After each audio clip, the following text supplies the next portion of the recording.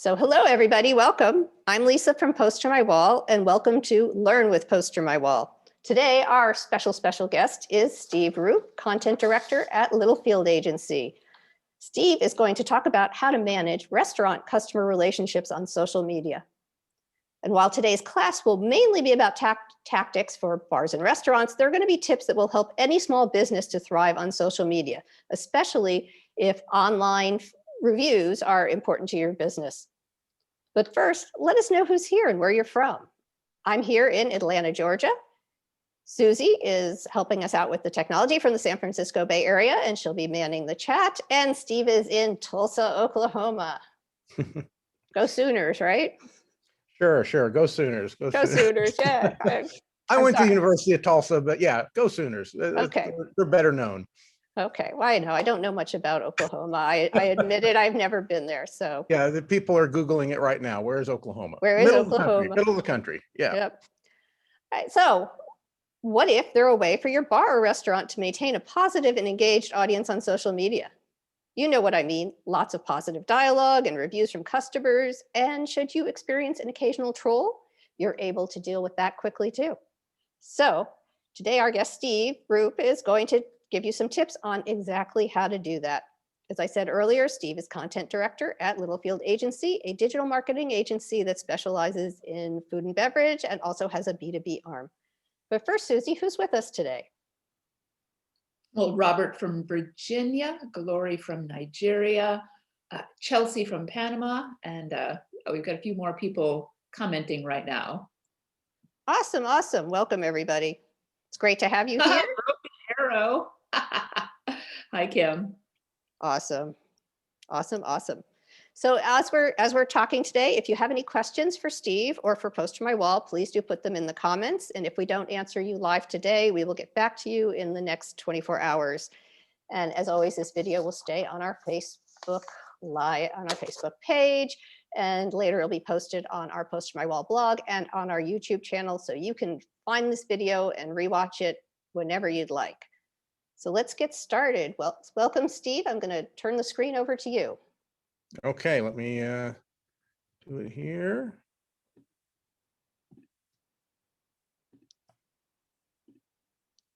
Did it work? Can everyone see this? It is good.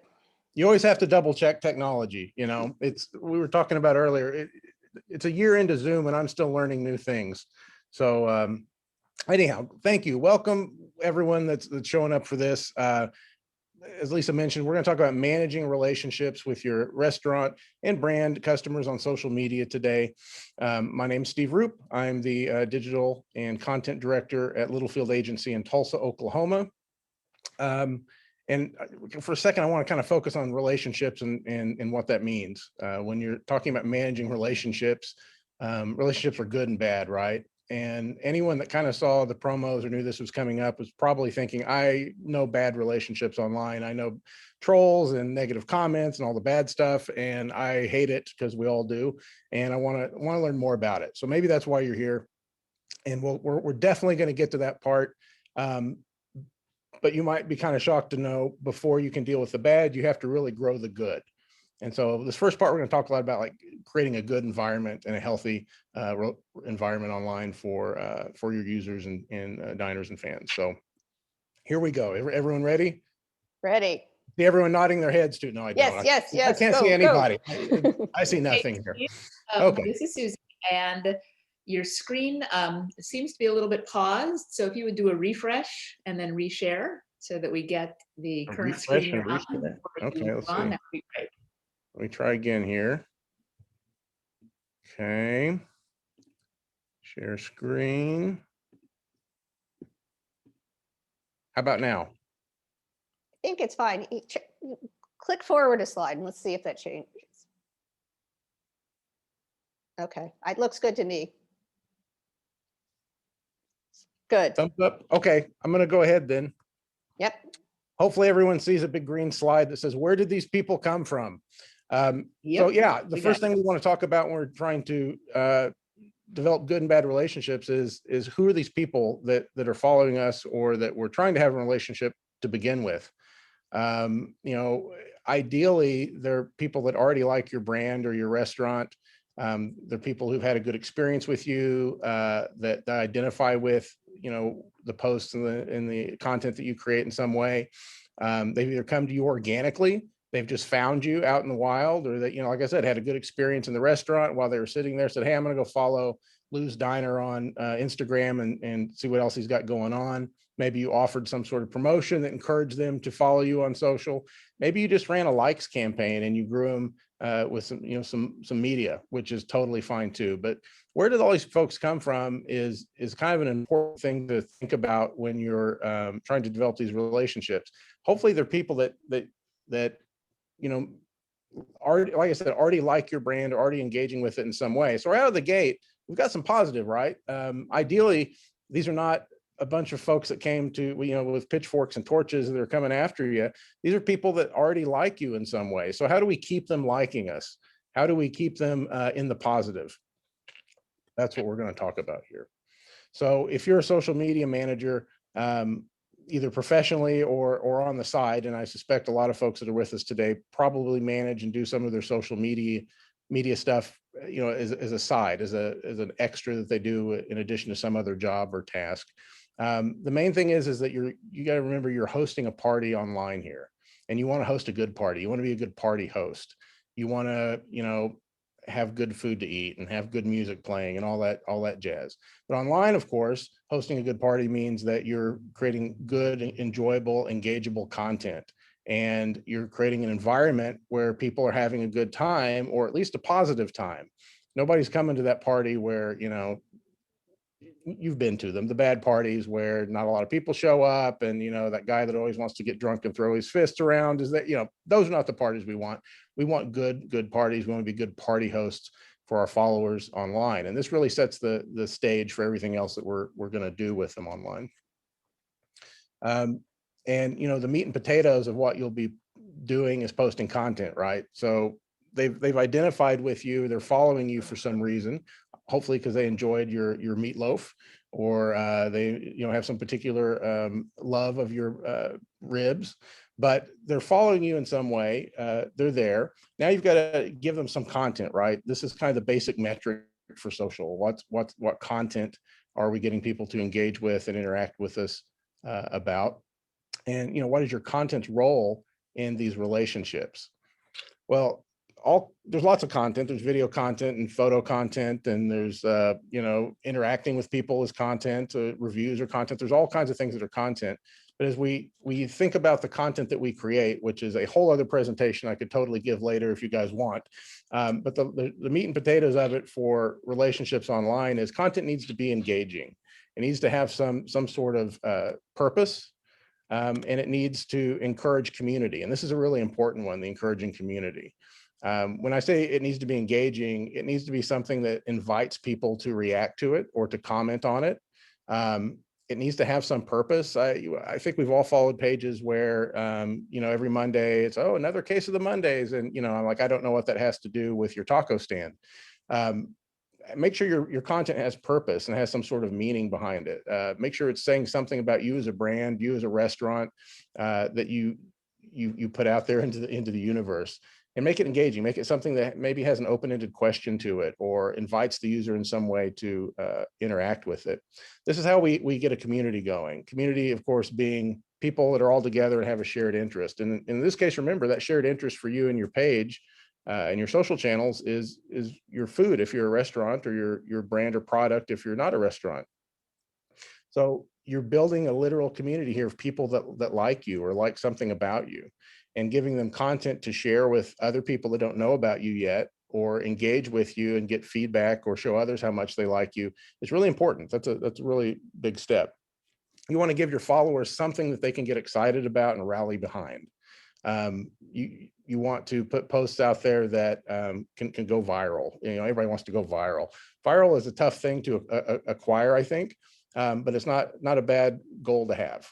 And so if you're just putting things up and you're not getting a lot of likes or comments, it might be time to reevaluate that content and see what about it's not engaging. Is it really serving a purpose with our users here? Is it encouraging a community? And is it giving them something to get excited about? And I'll give you an example. We have a client, barbecue chain, that has plastic cups they give out in the restaurants. They're just colored cups and they change the design on them every so often, but people collect these things. And we started learning through some posts asking, what do you do with the cup once it leaves the restaurant?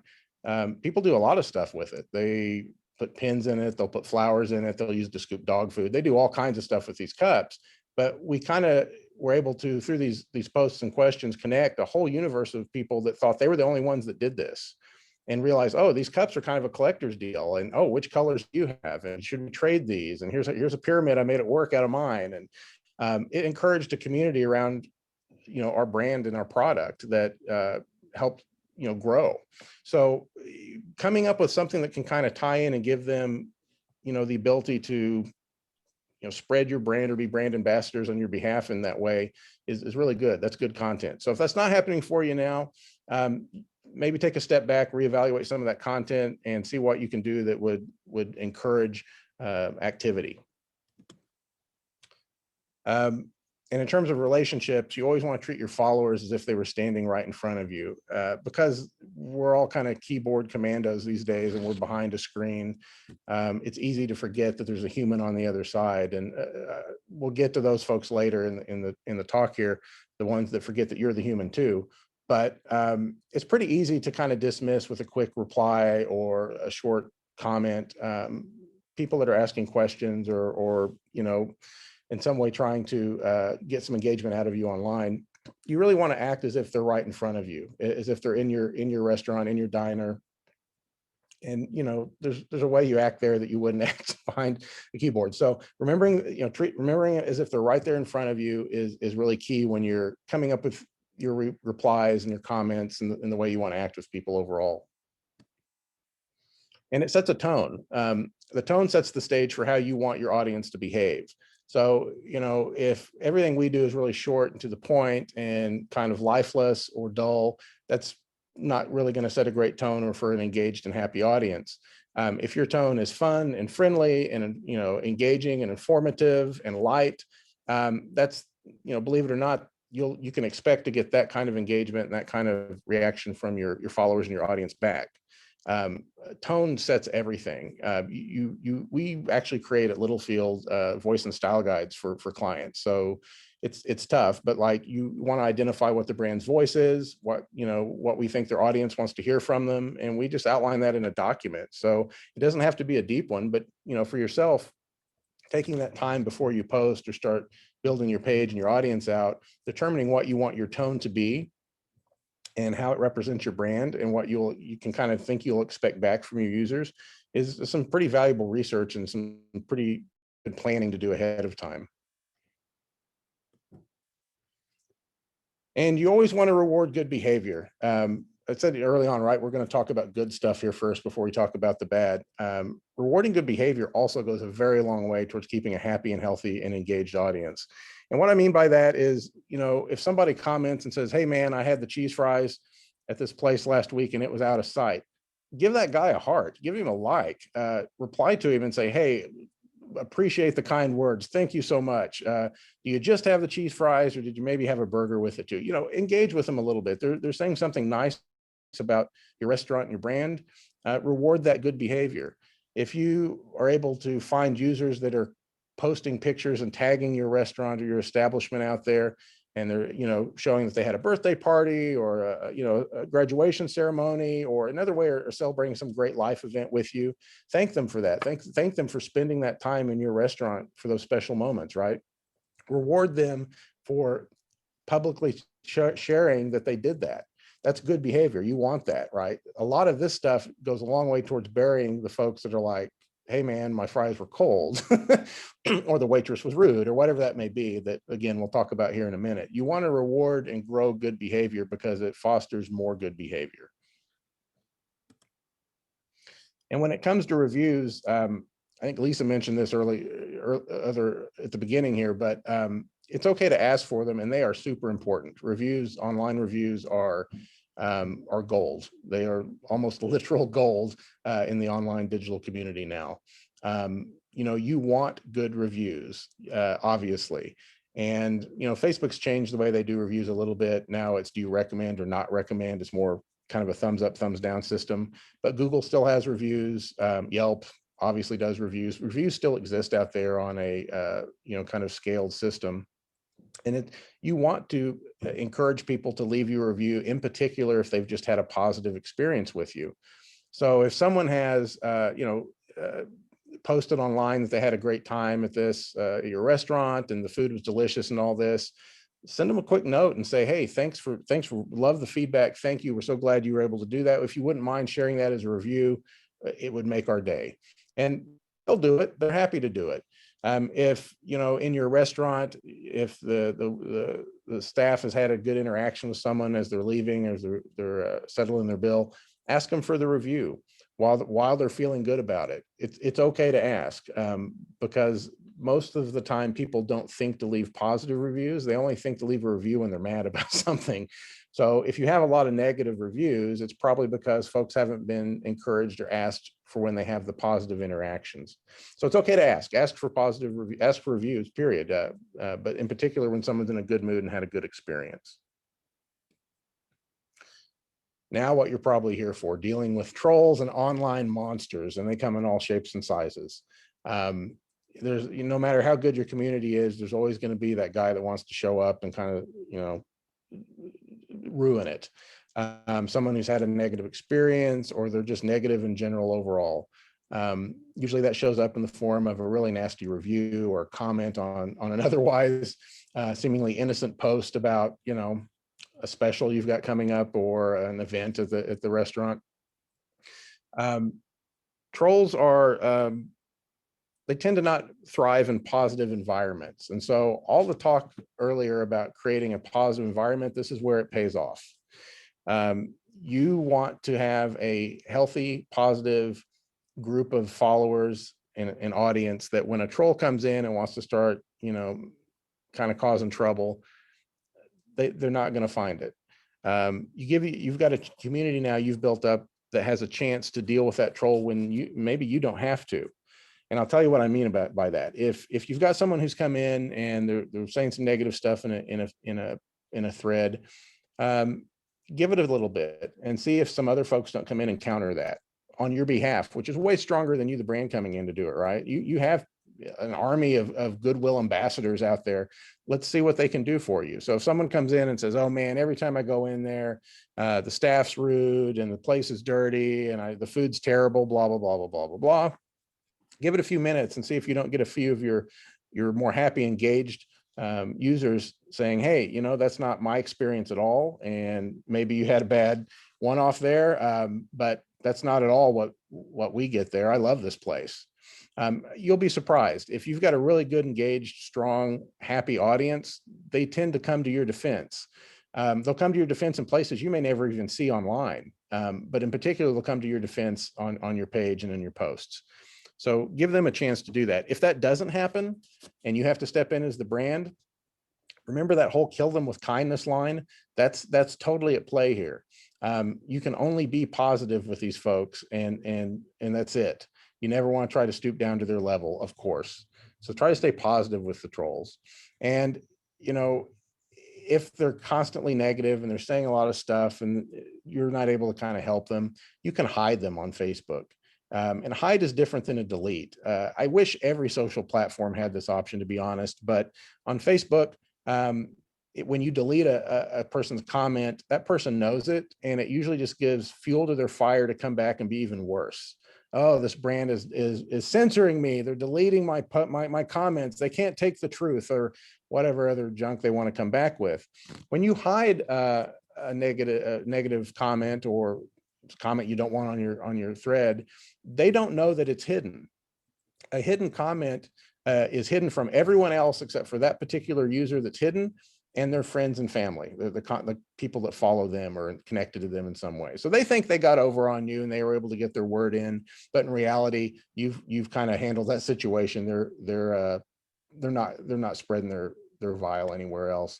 And this gets missed a lot, but if you're not familiar with it, down here in the corner, next to a comment where you got these 3 dots, you can see there's a delete, which a lot of people hit for some reason, but right below it's hide comment.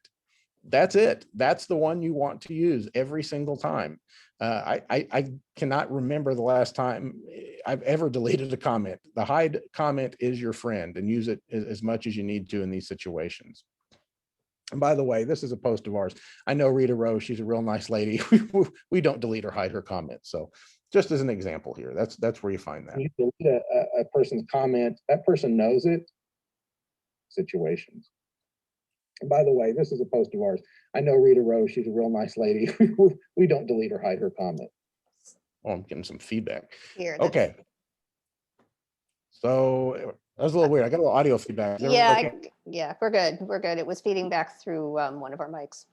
Okay, I thought maybe I was hearing someone asking a question, and I realized it was myself. No, that was that was the Facebook delay.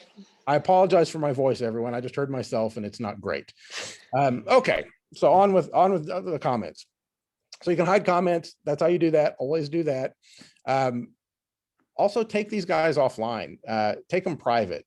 You don't need to have it out with them in a feed or in a thread. It gets gross real quick. Just take these folks that want to complain, and you know, by the way, a lot of people will have a legit complaint.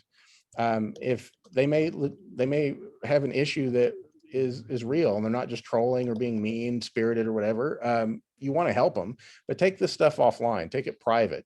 And when you get a chance to, ask them this. In particular, if you're a restaurant, oh no, what happened when you spoke with the manager? This is my favorite line for folks that want to come on and complain about our restaurant clients. What happened when you spoke with the manager? This does a couple of things. One, you probably weren't there or present when whatever the issue was that they're telling you about or complaining about happened. But it also kind of shows them, it pushes back and trains this user. You're doing a real community service for the whole restaurant industry here. You're telling them that, you know, there is a mechanism for your issues, and you should really take care of this in the moment. You know, a day later, after you've left and through the anonymity of the internet, complaining to Facebook, hoping that you're going to get a gift card or a free meal of some type, isn't usually the best use of our time or yours. What happened when you spoke with the manager? You're explaining, deal with it in the moment. And most of the time they'll say, oh, I didn't speak with the manager. Oh, okay, well, great. Well, if you could, next time, the manager is always the first line of defense. They're happy to help you. They'll take care of it right there in the moment. But here, what can I do for you today, right? Give that opportunity to kind of retrain them not to use Facebook as an instant complaint system. Let them deal with it in the store. And if it's a legit complaint and they say, I did speak with the manager and he was terrible, he's why I'm complaining, you can say this stuff publicly. Oh no, that's not the experience we want you to have with us. We're sending you a private message to follow up. Doing this part publicly and then explaining you're sending the private message to follow up shows everyone else a few things. A, that you care and that you're paying attention to your customers and your clients' concerns and complaints. And look, you're kind of owning a little bit of it without really knowing what it is yet. That's not what you're describing is definitely not something we want to have, experience we want you to have with us. Let's see how we can figure out to make this better, and follow that up with a PM. Again, just take it offline. But these are two kind of common things I use quite a bit when I'm interacting with customers for restaurant chains. And again, fast responses go a long way. The quicker you can get to somebody in one of these situations, the better off you're going to be. Facebook actually used to have a kind of timed measurement system for responses on pages, I think went away. I haven't seen it in a while. But it's not a matter of trying to get it within a few minutes, but just kind of, in some sort of reasonable time frame, respond to people that are commenting or sharing or reviewing or sending you private messages on your page. Is important. We tend to kind of break them up into chunks, morning, afternoon, and evening. And, if you can get them in 15, 30 minutes, great. But if you get them in a couple hours, that's generally okay. What's not good is if it goes multiple days or a week or a month and nobody's replied to someone who's had an issue. That really doesn't look good. That shows us, that teaches the users and shows the universe that you're not paying attention and don't care. So fast responses will go a long way to kind of keeping people from thinking that you don't. And for that person who's having an issue to just kind of sit there and boil and get madder about it. And frequently they'll come back and they'll complain again and they'll add additional negativity to the page. And without responding to it, we've kind of invited that ourselves. So fast responses go a long way. And this one's kind of tough if you're the owner of the restaurant, or maybe you're the manager, or you're some other way really close to the brand. It's hard not to take some of this stuff personal. But if that's the position you're in, and you're the person that does have to respond to it, and you own the restaurant, or you're the manager and some other way really, really tightly connected to it on the day-to-day, do your best not to take it online. This is the one time you don't want to respond super fast. If your gut reaction is to get defensive or combative, give it a little time to calm down. Ideally, this is where an agency like Littlefield actually kind of steps in and does. We don't have the same kind of closeness that you would. We're not necessarily we're not the owner of the restaurant, so we're able to kind of look at this in a more neutral fashion and handle it on your behalf. But if you don't have the opportunity to have an agency or a social media group that can manage your pages for you, and you have to do it yourself, just make sure you take that time to calm down before you make a response. Very similar to that old thing about writing a letter and putting it in your drawer and then looking at it the next day. This is kind of the version of that. You want to give it some time, and you want to be prepared to respond in a way that is in tone with your page and not escalating the situation, which can be tough. And this is, again, where a team really comes in handy. If you're the only person, and I suspect there's a lot of folks on here that are, if you're the only person managing your whole digital footprint, that's brutal. That's tough.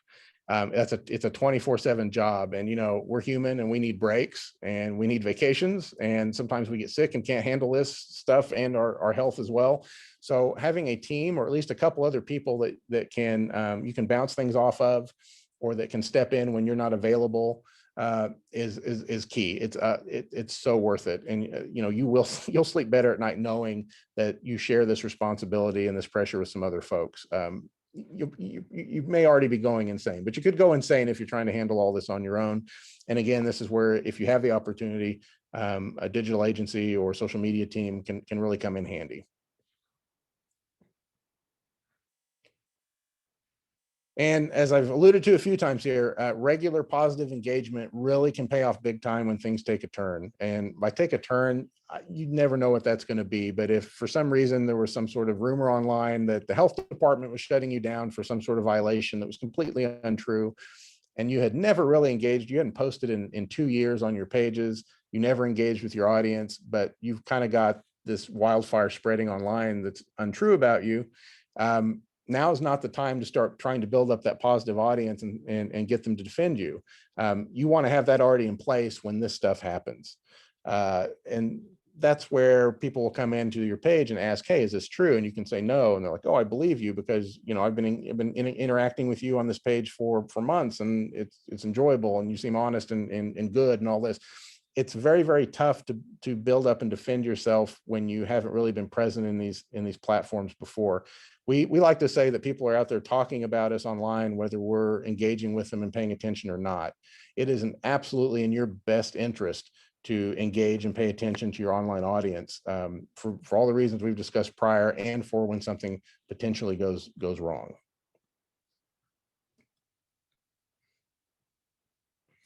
And and overall, you want to be helpful and human. This part's a little weird sometimes, but quite frequently when we're managing a client's page, we have links to the restaurant's menu and hours and all that stuff. It's all right there on the page. But we get quite a few that'll PM in and ask, so on the menu, what's on the menu? When are you open? What are your hours? So, these are all things they could probably find either on the page or with a simple Google search. But that's okay. Do that Google for them, send them that link, answer that question, because it is another opportunity to have some positive engagement and a positive experience with the brand. Frequently we're like, man, this, in the agency, we'll look at it and say, man, this was really easy. It was right there on the front page. They could have seen this. That person's just looking to hear a little bit more about the brand, and it gives you an opportunity to do that. So just being helpful and being human, even when it seems very obvious what some of these answers might be, is important.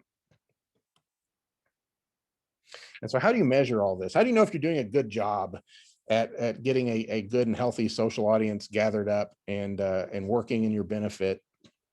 Well, there's a few things you can do. Followers is not, followers as a metric used to be kind of the end all be all. A lot of people kind of think, take great pride in their followers. There's a lot of metrics in social that matter. I will tell you in terms of restaurant relationship and audience size, followers actually isn't a bad one to look at. The more followers you have, the more that you assume they like you, they're following you for a reason, right? And when you go to a page, are you more impressed with a page that has 100 followers or one that has 20,000 followers? Of course, the answer is 20,000, because that's a real kind of real world people saying, hey, it's a virtual endorsement of this brand, right? Hey, I like these guys. I like their food. I like their products. I like what they're doing. You want that virtual endorsement. So followers isn't really the end all be all, but it is a sign of health.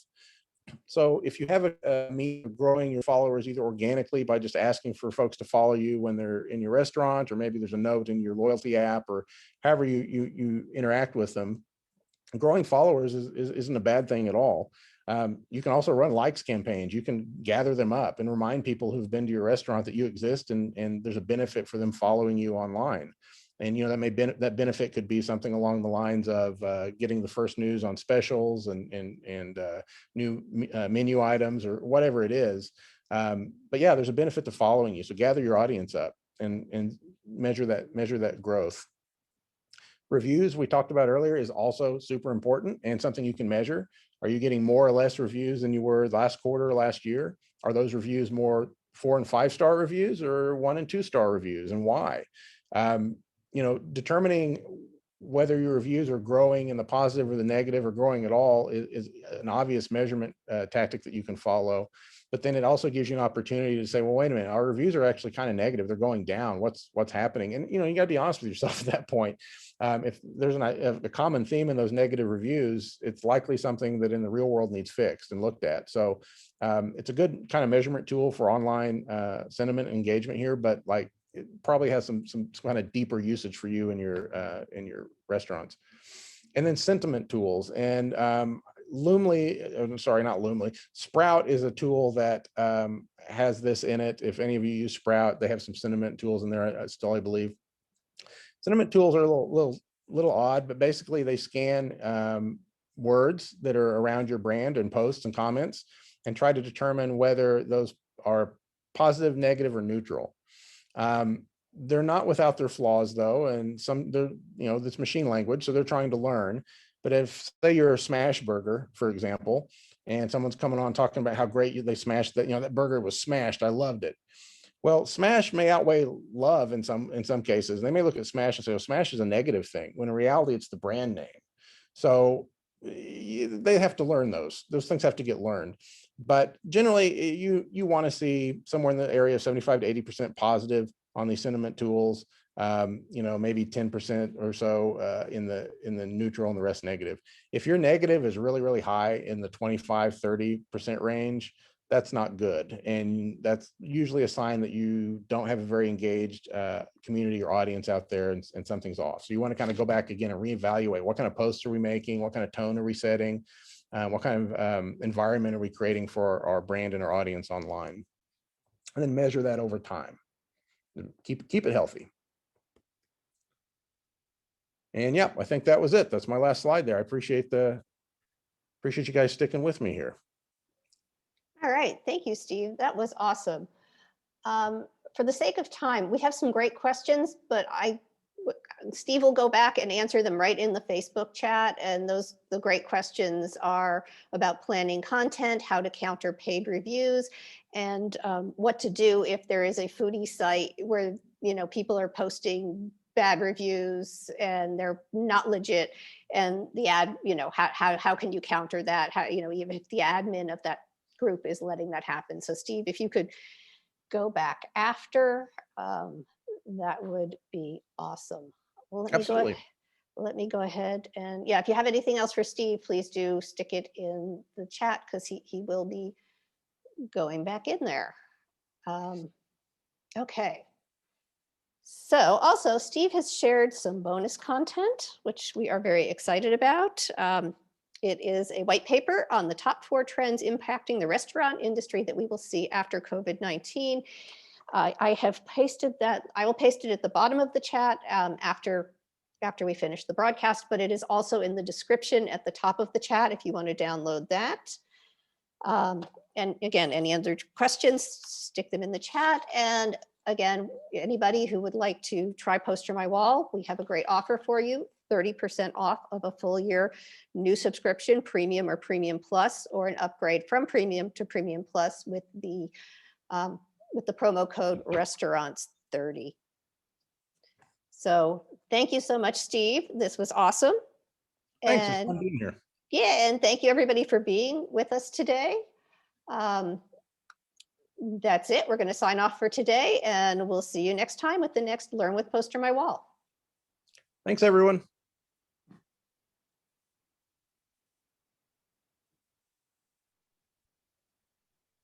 All right. So the live stream is done. As far as we know. As far as we can tell. And I'm no longer sharing, and I should be able to